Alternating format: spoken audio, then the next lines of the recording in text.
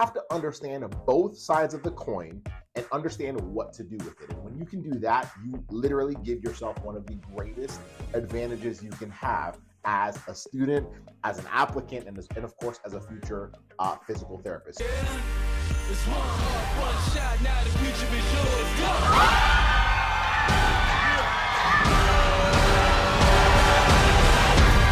I'm turning dreams into reality. In the lab with the Hey, what's up? How you doing? My name is Joseph Ngugi. I'm a physical therapist, also one of the co-founders of Pre-PT Grind, where we help you get into physical therapy school without wasting time or money. And if you enjoy these trainings, please be sure to share them out with other peers, other classmates, other friends that you know will value this as much as you have. And of course, be sure to like, subscribe, leave reviews, all that stuff, right? So let's dive into today's topic. Today's topic is the greatest advantage you can give yourself as a student who wants to be a physical therapist, right? We all want some kind of an advantage. We want some kind of leverage that will help us stand out as applicants so that we can get into the next stage of our journey, which is getting into physical therapy school, and then of course, eventually becoming a physical therapist. So let's talk about this advantage, and it's one that I just don't see a lot of students taking advantage of or even recognizing is an advantage.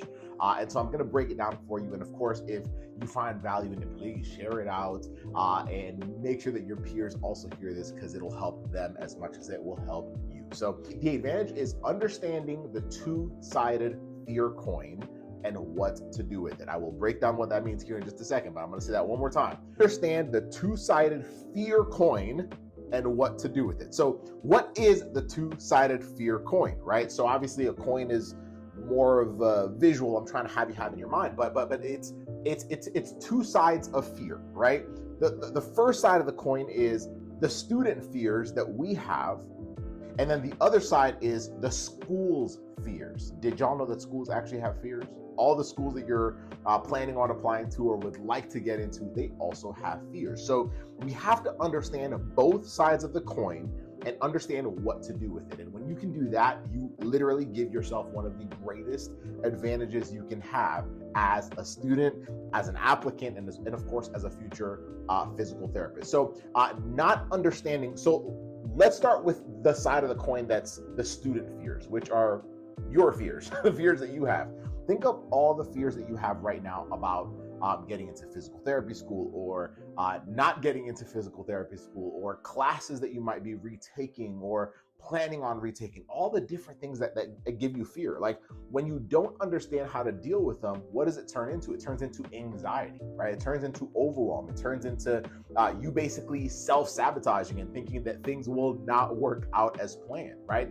It leads to you feeling like you're the only one experiencing what you're going through. I mean, let me know in the chat below or in the comments below, like have you, or send us feedback if you're listening to this and you're driving or whatnot. But all of us have felt some level of fear, like internal fear, thinking that all the effort that we're putting into this thing called becoming a physical therapist may not work out, right? And so those are the fears that we have. Those are the things that lead us to sometimes focus on the worst case scenario, which is, what if I just don't get in? What if I'm just not meant to be a physical therapist? All the things that lead you to mentally spiral. And we will dive into that. Now, let's understand the school's fears, because the school also has fears, right? The school has the fear that, number one, they will accept you into their program and you won't actually do well academically.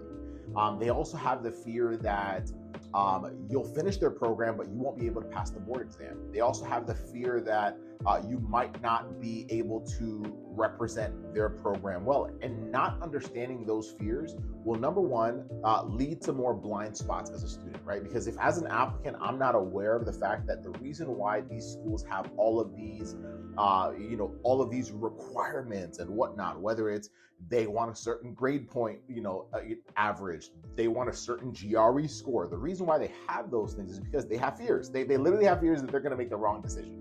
Right. And so if I can understand that, then I can start building my application in a way that actually starts combating each of those fears individually. Right. And so like that's why blind spots are so important. Like if I can understand this, now I can start realizing, what are things that I didn't think about?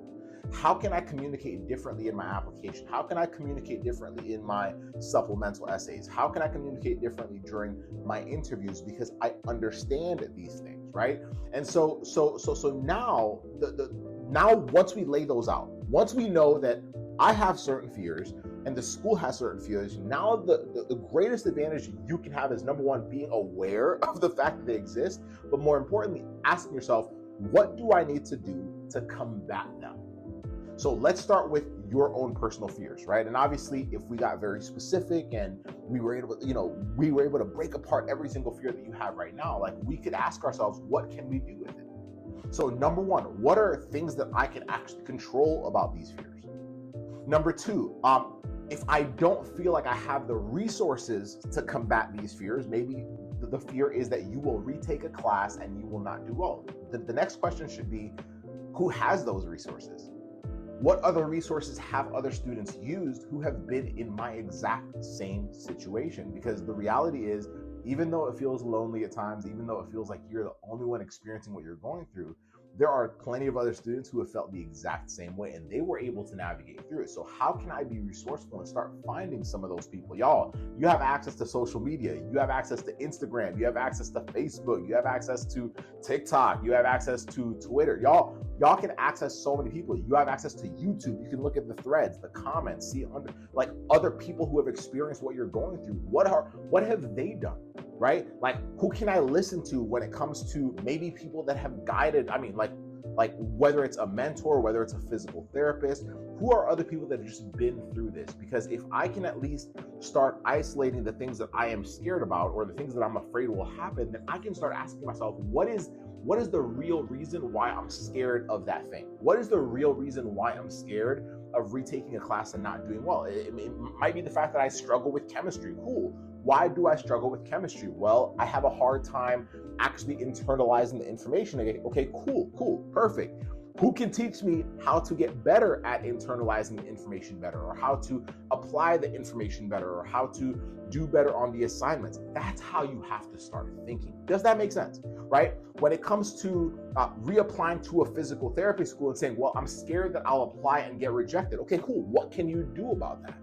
Can you spend time understanding like how to maybe pick the right schools? Because not every school is a match for you. Like, most of us would like to think that every school looks for the same exact thing, but they don't. Like, every single school is slightly different. Some schools have lower thresholds for cumulative GPAs. Other schools don't necessarily look at the GREs, while others might, right? So we have to start looking and saying, can I control where I'm applying?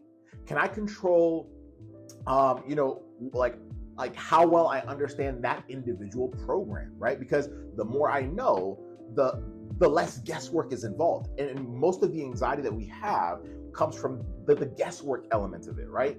Can I control my mindset, right? Can I control what I'm focusing on? Because if I am anxious, right? If I'm super, super anxious, chances are I'm focusing on the worst case scenario. What if I started focusing on the best case scenario? What if I started putting more of my energy and effort and focus on the possibility of everything going right, the possibility of me getting into a program, the possibility of me retaking a class and doing well? What would happen if my focus changed to the best case scenario? Well, I would actually have a lot more energy and excitement around finding resources and people and communities that will help me navigate through those things. That's what it looks like to be aware of your side of the fear coin, aka the student fears, right? But most students let those fears consume them and eventually lead them to say, you know what, maybe this isn't possible. Maybe I'll never get into physical therapy school. Maybe this wasn't meant to be.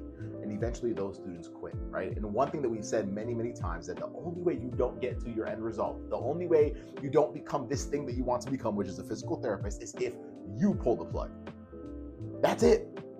That is 100% it. And now the other side of the coin with the schools, it's saying, okay, how can I start paying more attention to what schools are actually asking for? How can I start understanding more of their fears? How can I start having more conversations with faculty members? How can I get to understand the schools at a level that is like far deeper than just looking at the stats that they want, right? If I know that they have certain thresholds for their cumulative and prerequisite GPAs, that's fine. But how can I get to know the school better? How can I take advantage of campus visits so that I'm not just blending in with other people, but I'm actually planting seeds that allow me to build relationships with different faculty members? How can I start building relationships with students that have gone to some of those schools so that I can really understand the ins and outs of what that school is about? Y'all, that's what allows you to navigate through the fear side of the school, right? The fears that they have.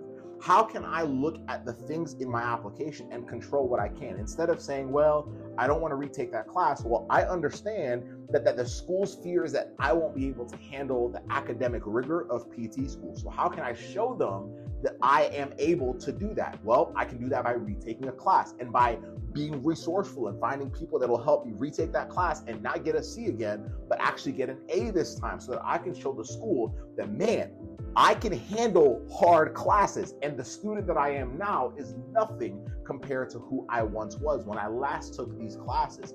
That's how you navigate through it. And what, like when you can start shifting that way, when you can look at it as a two-sided coin, when you can start asking yourself, what can I control about the fears that I currently have? What can I control about understanding the fears the schools have? When you do that, you will start innovating and thinking and finding solutions to some of the things that most people ignore, because most students are so consumed with their own fears that they just go into paralysis mode, that they just say, well, I'll just apply and see what happens. Well, that's why most students get rejected when they have that application, like when they have that approach as an applicant. So hopefully this helps a lot.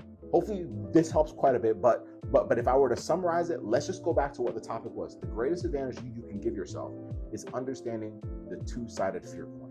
Understand what brings you fear. Understand what you can control. Understand what you can't control. Understand who you're around. Understand that's huge, right? Also understand the other side of the coin, the school's fears. Spend time understanding them so that when you tweak everything in your application, you are slowly but surely becoming the perfect applicant for the schools that are also the perfect match for you.